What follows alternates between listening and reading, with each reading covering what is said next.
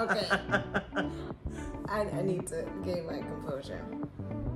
Welcome to These Words Are Rooted, where we talk about life, but God's response to it.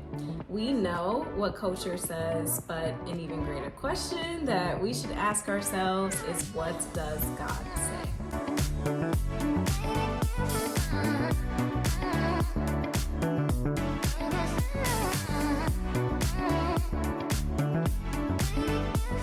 My name is Ariana, and thank you so much for joining me this morning, this evening, this afternoon, whatever time of day it is that you are joining. Just thank you so much for being here. And as you can see, I am not alone. I am joined by the one and only Sydney, and we are going to discuss loving who God has designed us to be. So if that sounds like something that you are interested in, keep watching. All right, so in a few other episodes, I have been able to talk about my own personal journey to loving who God has designed me to be. And honestly, at the age of 31, I am still on this journey of loving who God has designed me to be. I also had the opportunity to talk to my mom and my friend Alicia. And so now I'm here with Sydney, and I'm just super excited that she's here. But I do want to give her an opportunity to tell you all who she is. So Sydney, tell the people who you are. Yes. Hello, people. My name is Sydney. I am a senior academic advisor and adjunct professor at the University of Cincinnati. I'm a believer, I'm a daughter, I'm a granddaughter, a cousin, a community member. Those are the identities that I hold dear to myself, and I'm excited to be here with all of you. Yeah, and it's amazing because so Sydney and I were able to meet in a small group at church, so like a women's group, and she's amazing, by the way. And her passion for what she does, it always came across, like even in our like small group sessions that we had. So I think that is so cool. And so I guess, like, why did you choose UC of all places? Yeah, so I actually went to college at UC. I never really had a dream school. I've always been one. Once I feel it, I'll know that that's it. I wanted to go to Loyola Chicago. My dad and I came down here and visited, and I was like, just kidding, this is the one. So I really enjoyed my time here. I grew a lot here. My career started here. I was able to do a lot of amazing things on this campus. And so then when it came time for me to make a change in my career, at first it was just like, oh, I want to go back into like this general area of the country. And God was like, just ask for specifically what you want. And I was like, okay, God, if it be thy will, I would love to work at UC in whatever capacity that was. And so the job was posted, and then I applied for it and I got it. I'm just really passionate about my university, my alma mater, and other Bearcats. And so I would have loved the opportunity to lend my talents to other Bearcats coming through.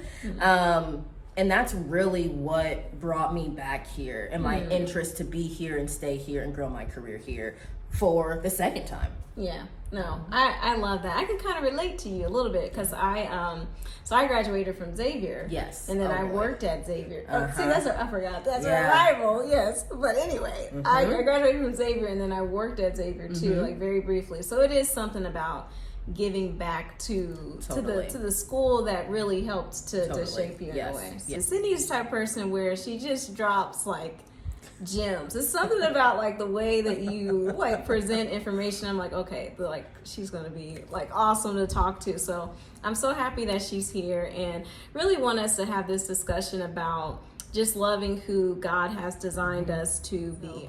So Sydney, has there ever been a time that you've had like just this like negative perception of yourself, and if so, like what led to that? Yeah, I would say being young, and when your body is growing in ways that the folks around you theirs isn't, that started some of that. I think professionally for me, until this job that I'm in now, I've always been the youngest person on my staff. And while I've always been very well received, very respected, there's still that aspect of being the youngest and what your age means and how people treat you or they think that means can make you a little bit insecure, because you're like, I know I should be here, but also I don't think I should be here. So am I doing my job well enough? Am I presenting the right way? Being afraid of saying something or doing something that shows your age per se was always something that I would think about sometimes. So just those insecurities, body insecurities, can really shake you up, to be quite frank. So I've constantly had to remind myself, this is your purpose. God has called you to be here. He made you in his image, right? The way that you look, your age, it doesn't matter. And really thinking about these things and from a strength perspective versus a deficit perspective is how I've kind of worked through that a little bit. Yeah. Now, I guess like as it relates to like your age, especially like when you're in a space with people who are probably older than you, has anyone made any like comments towards like your age, or is it something that you kind of perceive and pick up on? It's something more so that I perceive and pick up on. I can't think of a specific time, but I think on both ends it's either folks think that I'm older than I am, I've always been older for my age, which, don't get me wrong, I do appreciate, but then it's like, well, should I be presenting more? Like, what does 27 look like? Should I be presenting more like these other folks? But then I want to be taken seriously in this space. So should I be presenting, like more of an older person? So it's really just the perceptions, the things that you hear other people say about folks your age, or, oh, you're not like them, you're different, right? But it's like, well, what does that mean? Maybe I do have a little bit of that younger age in me. Am I able to show that? Am I not? So it's more of a perception thing. Of course, people call me, the baby. Oh, you're so young, et cetera, et cetera. And I took pride in that for a while, still do, to say that you're the youngest person on your staff, but to have so much access and ability and for people to respect you like everyone else at the table has been an amazing experience for me. But I still have had some of those glimmers of, oh, how should I be acting around these various crowds of people? Yeah. Now that I can only imagine how that could be a struggle, and that's a good point too, because I think that that's something that maybe we don't talk about as frequently, is like some of the struggles that we face even in the working world, because that brings on a whole host of problems too. So yeah, for sure. Now, when you mention like body image kind of issues, could you talk about that a little bit more? Yeah, I think for me it goes kind of connected to that age space still, like trying to figure out, okay, how do I navigate with older people but also fit in with people my age? I can just be frank, your girl has gained a lot of weight in the last few years. And so it's like, ooh, but I don't want to. I still want to have this certain body while I'm still this age.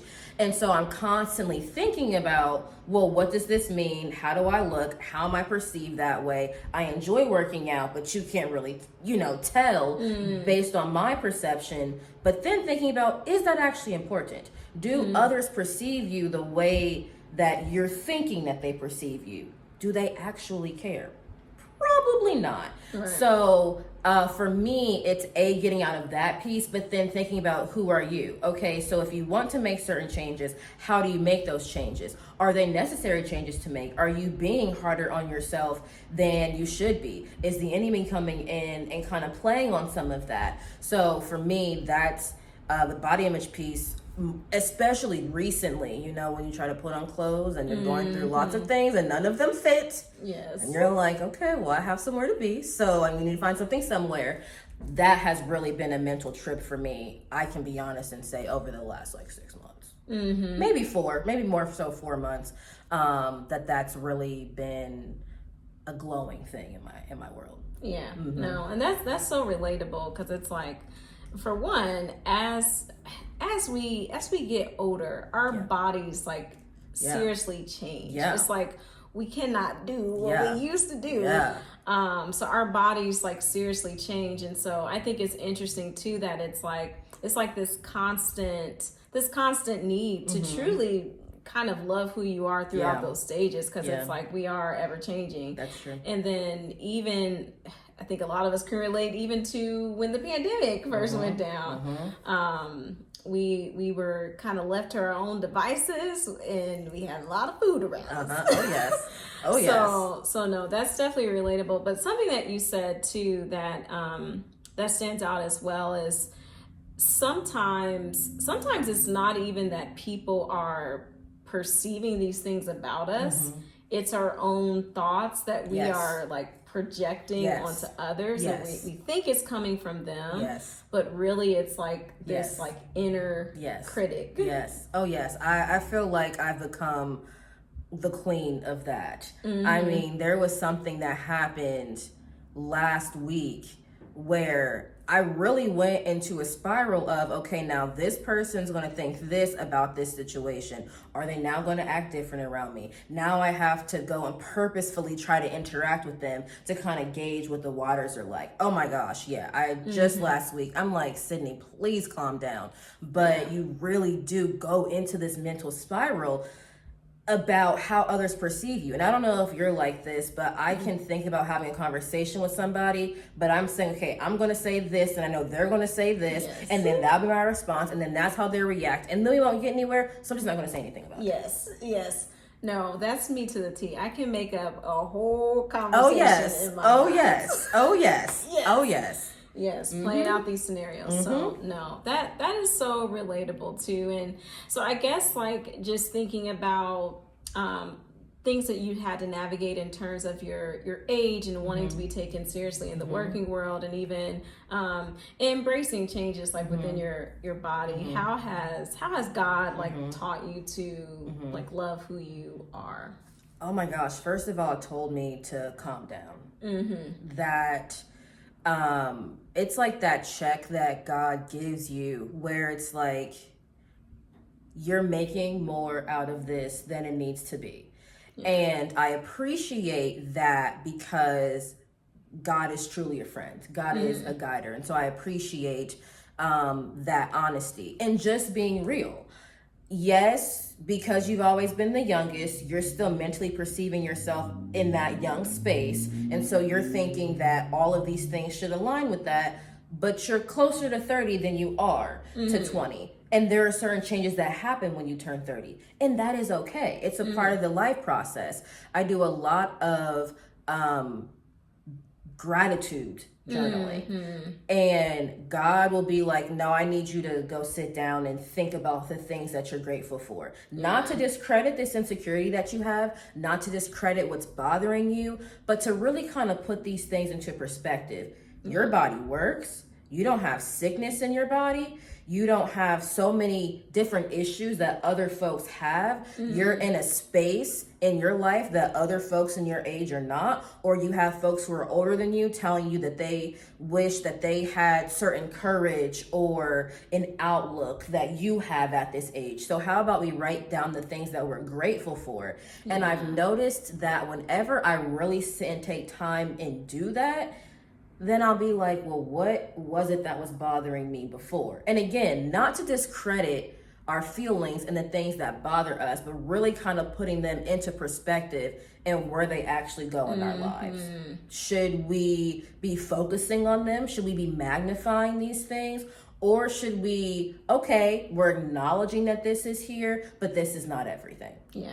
This is not everything. This is not the focal point of our life. I mean, here being in Ohio, very thankful for cleaner air today. Very thankful to not be in a space where there's forest fires. So while I'm like, oh, this, that, and the third, but you're able to breathe okay. Yeah. No, I love that. There's a lot to be said about thankfulness. And what I like that you said too is that being thankful is not phony, like it's not fake, and it's not disregarding like the reality. Totally. Because I think that that's something too that maybe a lot of people of faith kind of struggle with, because sometimes we feel like we have to have it all together. But it's okay to admit that you don't have it all together, but then in the same breath, be thankful for what you do have. And it's like what you said, it shifts the focus. Off of maybe what you don't have, but shifting that to what God has blessed you with. Because God is still good in the midst of it. Like I may be going through this, but God is still good. I may not like this part of what's happening in my life, but God is still good. I might have gotten an attitude with the cashier today, but God is still good. Like, he's still working, he's still omnipresent. Things are still okay. We have another opportunity to get better or refocus our mind or dive into our word more to see, who does God say we are? Who did God design us to be? God didn't waste his time designing us. Yeah. I don't care what it is that you look like, where you've been. God designed you with a purpose, right? So I think thinking about those things helps me be like, shoot, I'm going to walk into this room anyway. Yeah. Yeah. And that's just it. No, that's so true. And it's like everything is intentional too, even like the place in which you are. Yes. Your age, the people that you work with, all of that's intentional. So I guess, like, what would you say are the things that you like love most about who you are? Let's see. I love that I'm a cheerleader for other people. That is a part of my identity. The worst thing that you can do is tell me what you want to do, because I'm going to bring it up to you. I'm going to support you through it. I'm going to help you do research on the things maybe that it is that you want to do. I'm going to encourage you and push you, hold you accountable. So I love that about myself. I love how empathetic that I am to others. I love the way that I'm able to listen. I love my analytical skills and the way that I'm able to break things down and share them with different groups of people, folks of different ages. I pride myself on having patience. Now, of course, we have moments where the patience definitely gets tested, but I have really appreciated how much patience that I have had through the years in a lot of different situations. I'm always trying to lend a smile to somebody. You never know what somebody's going through. And shoot, if we're called to be lights, then, light it up with that smile, right? So those are the ways that I try to show that, right? Like, I try to show the light that I have. I try to show my intentionality and my attitude and my excitement for life to others. So yeah, those are just a few of the things about me that I really love. No, I love that, because even you saying that, to me, it comes across that you are like a people person. Yeah. And I think that that's beautiful too, because a lot of who we are, it's not just for our own personal benefit. Oh my gosh, it really is for like, the betterment of others. And absolutely. Because even with you even though you talked about like a few of certain like insecurities that you've had, you still exude a lot of like confidence. And I'm wondering, does some of that, I mean, of course, a lot of that is like heavily based on like your relationship with God. But it sounds like a lot of that is based off of like your community too, and having that good upbringing. So I guess, like, how did your parents like teach you about like esteem and loving who you are? That's a great question. I think part of it was just modeling it. Now, I've seen my parents be vulnerable and be honest, but sometimes I think like, oh, there are certain things about adulthood that I just didn't know about, because adults go through life, but they show you a great face or whatever. My parents have always told me, that I was beautiful, that I was smart. Whatever it is that I was doing, they encouraged me through it. When I went to college, my mom wanted me to stay closer. My dad was like, go wherever you want, just let me know where we're going, what t-shirt I'm buying. But they have always supported me in what I'm doing. My mom's like, this school has a great law school. You want to go to law school after? Go right into this pipeline, start an undergrad. My dad's like, go search, find, do all the things. I remember when I was younger, I was just telling someone this story the other day. You can't tell because it's filled in, but one of my eyebrows, I get my eyebrows from my dad. And it goes up here, then it stops, there's a space, and then it starts back down. I didn't really notice that there was anything wrong with that until some kids started making fun of me about it when I was younger. And so I talked to my parents about it, and they both were like, you don't know this, but there's people who pay to get their eyebrows to be arched the way. Your eyebrows look amazing. Thank you. I appreciate that. You They know, do. courtesy of my dad, and a little brow pencil. But they were like, no. Like we're not gonna get down about that. There is nothing wrong with your eyebrows. That's somebody's uneducated opinion that truly does not matter. So my parents always met those things with encouraging me. I always saw my parents, they always got up, got dressed, did their thing. Even when they went through the different iterations of who they are, they still showed me what that looked like to be bold in whatever it is that you're doing. However you advance in your career or your friendships or in your community, how you move forward in boldness, even if they were not sure of what they were doing. They still modeled how, I don't know if my dad's ever been unsure, but I'm sure naturally he's had to have been, but he's still shown me how to do it scared, how to do it anyway. You may not know where the resources or the manpower is coming from, but you do it anyway. Same thing with my mom. So just growing up and seeing that example and truly the faith that they've had. As you get older, you realize that a lot of these things were faith steps that they took in different ways, in different areas of life. And so for me, that's just really been the example. And them telling me, that I am all that in a bag of chips. There is nobody better. I would tell my mom, like, stop saying, she's like, I don't think there's any kid at this school smarter than mine. Like, I don't think there's anybody whose reading is better, writing is better, whatever. I was just joking with a friend of mine who works for a professional sports team about how our parents will tell people that we work in much higher positions than we do. I volunteered at the Women's Final Four one year, and my dad told people that I was running the Women's Final Four that year. And I'm like, no, that's not it. But the fact that they were like, well, that's what it sounds like. Like, my daughter is capable to do these things and be in these spaces. So shoot, why isn't she doing it? Yep, she's the one who's doing that. So just having that type of life spoken into me for so many years, there is nothing that I can't do, because I know that that's the way that God set me up, and that is what my grandparents and my parents instilled in me. Powerful. Yeah. Yes. Now, Sydney, if there's anything that you could tell the people, in terms of like if they're struggling with self-esteem, because I feel like a lot of us do, honestly, because we are always just on this journey. But if there's any any advice that you could give to the people about like really embracing who God has made you to be, what would that advice be? Oh my gosh, I think it would start with prayer.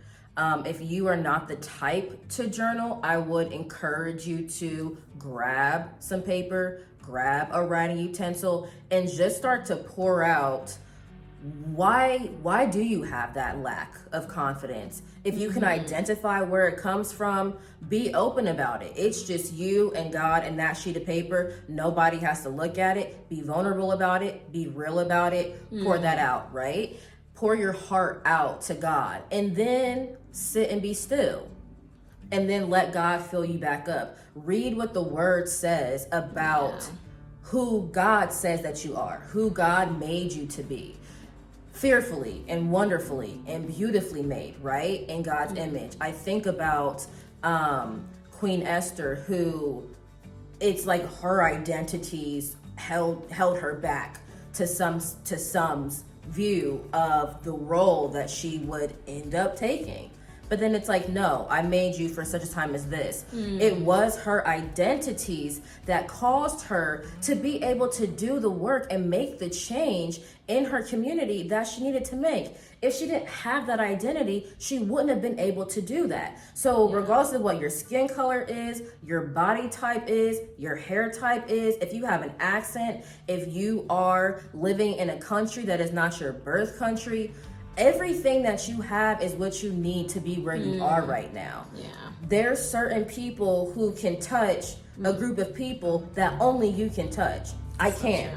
Because I don't have your identities. I also don't have the sauce that you have, right? Mm-hmm. So please just take the time to really do that work. And like I said, let it out, be vulnerable, be real, kind of identify where that comes from, and then let God just come in and take over and remind you of who you are. God loves you. You are not a mistake. There is nothing about you that is a mistake. If there are areas of your life where you see that you are not living in the abundance that was intended for you, okay, cool, then we can make some changes. I've done that, right?